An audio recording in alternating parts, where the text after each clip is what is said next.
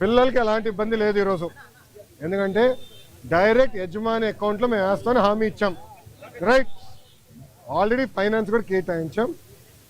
Only issue ఏంటంటే కేంద్రం నుంచి దళితులకి కేంద్రం నుంచి డబ్బులు వస్తామా, అది లింకింగ్ ప్రాసెస్లో అయిపోతుంది, త్వరలో రిలీజ్ అవుతుంది. సో డైరెక్ట్ అకౌంట్లో వేస్తాం. ఎవరు పిల్లల అకౌంట్, తల్లిదండ్రులకి ఎలాంటి ఇబ్బంది లేదు, వాళ్ళని పిల్లలు చదివించుకోవచ్చు, యజమాని అకౌంట్లో వేస్తాం.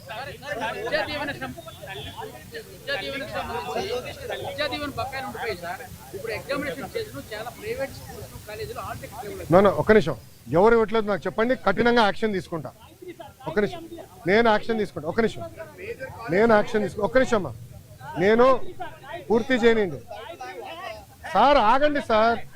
సార్ మీరు వినండి. మేము కలెక్టర్ గారికి క్లియర్గా చెప్పాము, ఆల్ మేనేజ్మెంట్స్తో మాట్లాడమని చెప్పాము.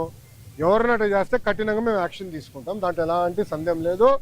పిల్లలు ఆగే ఎగ్జామ్ రాసుకోవచ్చు, డైరెక్ట్గా కాలేజ్ అకౌంట్లో డబ్బులు వేసే బాధ్యత మాది. ఓకేనా? ఇప్పుడు ఒక నిమిషం, గత ప్రభుత్వం, ఒక నిమిషం చప్పట్లు కొట్టే మనలో, గత ప్రభుత్వం సుమారుగా 3,000 కోట్ల రూపాయలు బకాయిలు పెట్టిపోయింది.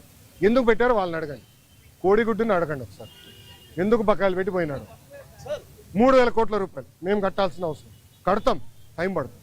ఇంకా ముందర ఇయర్ రెగ్యులరైజ్ చేయాలి, బకాయిలు కూడా ఫేజ్డ్ మేనర్గా మేము చెల్లిస్తాం. ఓకేనా?